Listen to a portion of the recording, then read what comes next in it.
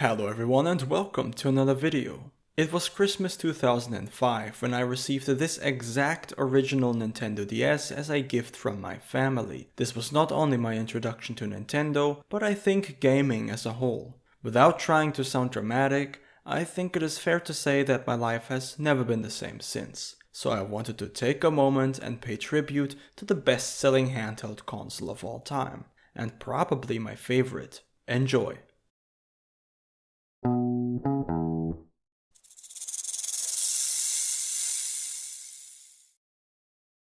The development of the Nintendo DS started as early as 2002, a year after the release of the Game Boy Advance. This turned out to be not a moment too soon, because during the early 2000s, Nintendo was in a tough position. Their most recent home console, the GameCube, didn't stand a chance against Sony's PS2. They even lost a profitable market share to a newcomer in the console space, Microsoft with its Xbox. Amidst growing concerns for the company's future, Nintendo set out to make a device that does not compete with any product directly, but instead creates a whole new market on its own, bringing in people to play video games who never had before. This was an ambitious task that could have easily ruined the company if they failed. The Nintendo DS was officially announced at the E3 2004 by Reggie Fils-Aimé, who has become almost as iconic as the DS itself over the years. During the showcase, a Metroid Prime game was announced for the system, which was mind-blowing back then, because it confirmed the suspicion that the DS will be significantly more powerful than the Game Boy Advance. Back then, Nintendo introduced the DS as a third pillar of the company, next to the GameCube and the GBA. Whether that was the truth is questionable. While the DS was more experimental, it was also fully backwards compatible with GBA cartridges, which is a feature that Nintendo would have never added if they didn't make plans to replace their older handheld as soon as the DS turns profitable, which of course it did, leading to the death of the entire Game Boy series.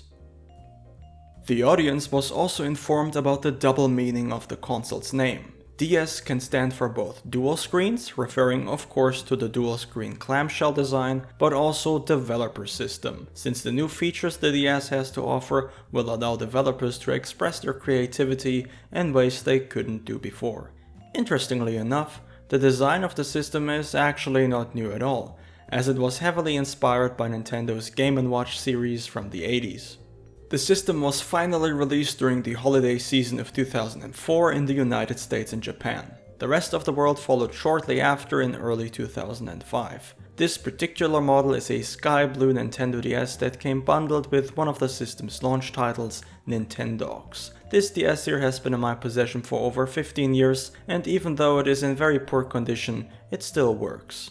In the front we have two 3-inch screens, the bottom one being a touchscreen, an assortment of face buttons, a microphone, and an LED indicator. The DS cartridge slot is on top, between the charge port and the slot for the stylus, and on the bottom there's a volume slider, an aux jack, and slot 2, which you can use to play GBA games natively or add accessories like the Rumble Pack, which I covered previously on the channel.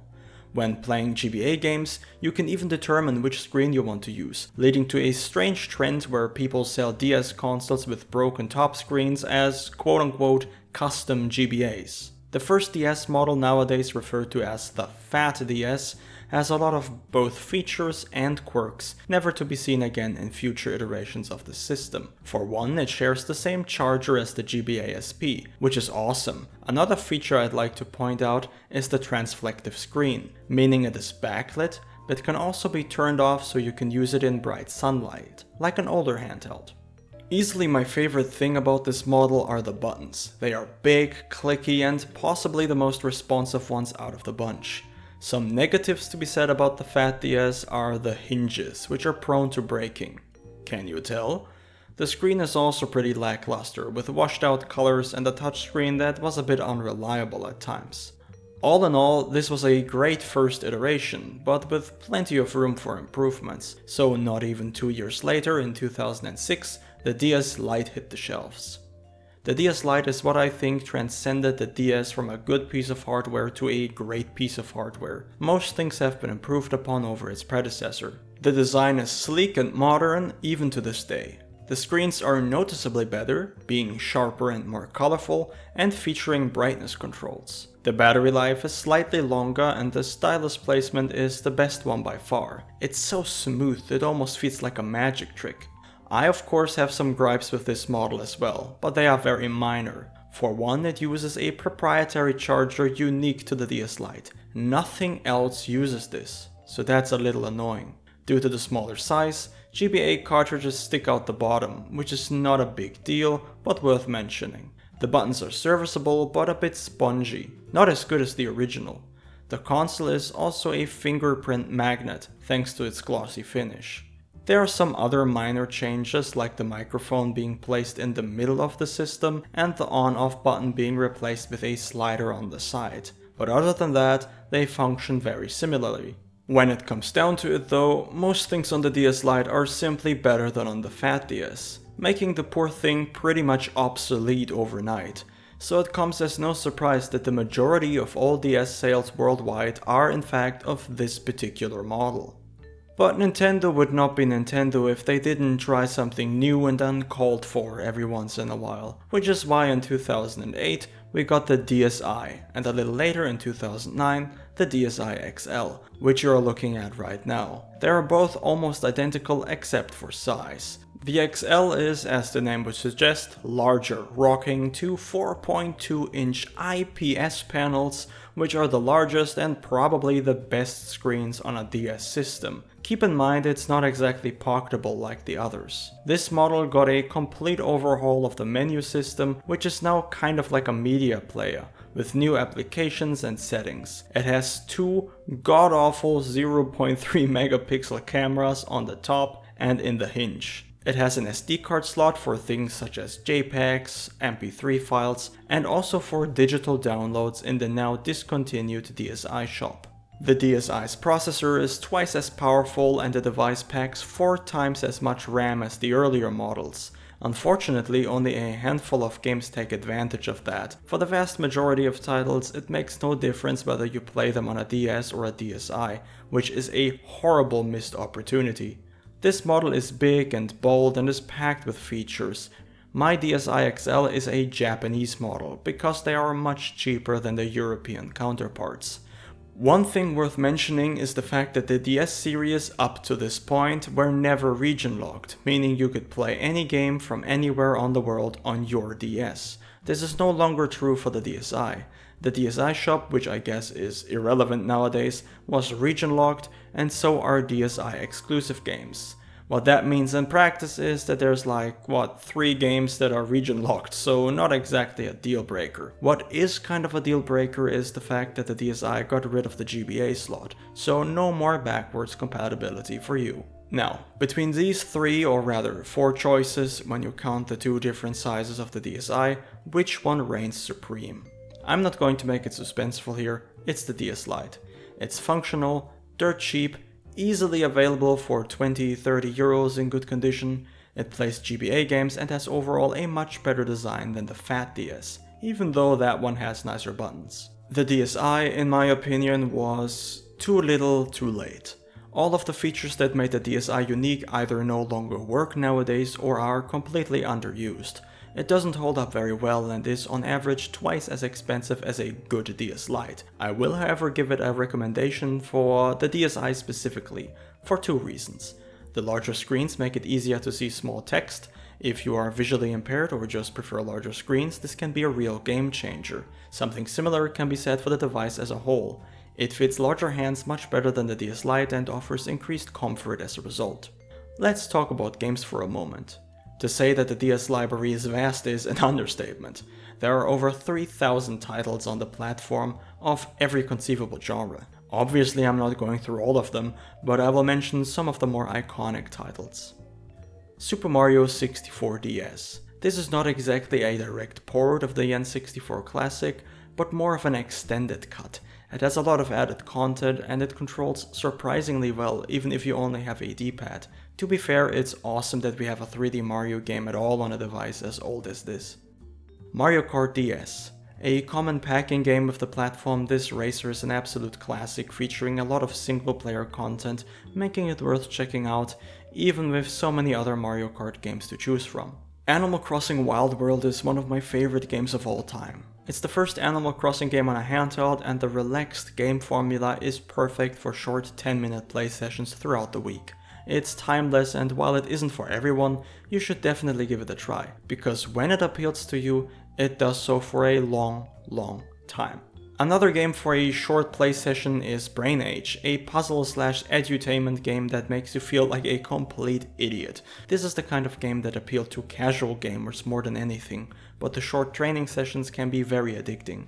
The Pokemon games. Do they even need an introduction? I don't think they do. Chances are you are here because of Pokemon. So yeah, Diamond and Pearl, Black and White, Heart Gold and Soul Silver, huge games, great reputation, no further comment. Castlevania Dawn of Sorrow. There are 3 Castlevania games on the system: Order of Ecclesia, Portrait of Ruin, and of course Dawn of Sorrow. This one is my favorite, and I have beaten it around 10 times over the years. It's not very hard for Castlevania standards, but it has super satisfying combat and very memorable boss fights. It's also the sequel to Aria of Sorrow, which is a classic in its own right. Plants vs. Zombies. Originally launched as a PC game, this wonderful tower defense title fits really well on the DS, and using the stylus to navigate the screen makes it feel almost tailor-made for the system. Fun game, perfect port. Contra 4. Hard as hell, but with a beautiful art style. This side-scrolling shooter utilizes the 2 screens to their fullest potential, and while I don't see myself ever beating the game, I definitely don't stop trying. Kirby Canvas Curse. This is an adorable Kirby game that has mechanics very unique to the DS. It's a bit short, but a lot of fun. Definitely check it out if you like stylus-based games. Moon is a fully fledged atmospheric first-person shooter and a technical marvel if you ask me. It's visually impressive and it runs flawlessly. There's also a horror game series from the same developer studio called Dementium, which is also worth checking out. Nanostray is the best vertical shooter on the platform and a must for fans of the genre. It is also very short, but has a lot of replay value. Grand Theft Auto Chinatown Wars. Yes, there is a GTA game on the DS, and a top-down one at that, which is what the franchise actually started out as. It would be easy to brush this game off as a strange DS spin-off, but I think the game has its niche, aside from the other GTA games. It stands on its own and has a lot of care put into it. I'm surprised just how good the graphics are for DS standards. This is just a tiny fraction of the DS library, but feel free to write down your favorite games on the platform in the comments below, and maybe you will even find some other interesting games in the process. Possibly the biggest reason for the DS viability in this day and age is how easy it is to mod, thanks to a little device that came out shortly after its launch. This is an R4 flashcard. In fact, this is the first one as far as I know. It is a DS cartridge with a microSD card slot that allows you to run custom firmware without ever touching the actual system. It's mostly a plug-and-play solution that is easily accessible for everyone. Nowadays there's a huge selection of flashcards, mods, homebrew games and emulators to choose from, and the community is active to this day. If you would like to know how you can play Atari 2600, NES, and even Sega Genesis games on a DS using a flashcard, I made a video about this a while ago. If you would like to check it out, the link is in the description. Flashcards have a bit of a troubled history, because while they are interesting to homebrew and mod, they also made pirating DS games incredibly easy, leading to numerous lawsuits, import bans, and a whole lot of drama from Nintendo. Nowadays the situation calmed down a bit, but I feel obligated to tell you that even if the DS is over 15 years old and the only way to obtain games is to buy totally overpriced cartridges from eBay, that doesn't make downloading ROMs on the internet any less illegal. In summary, the DS was a groundbreaking handheld whose influence can be seen to this day. It proved to everyone that you can introduce more people to the world of video games by simply taking the time to appeal to them and holding their hand along the way. After 154 million units sold and a game library to last a lifetime, it's not far-fetched to say the DS is one of the best consoles ever made. Now if you'll excuse me, I have to go on a trip down memory lane. Thank you very much for watching, and of course, Have a wonderful day.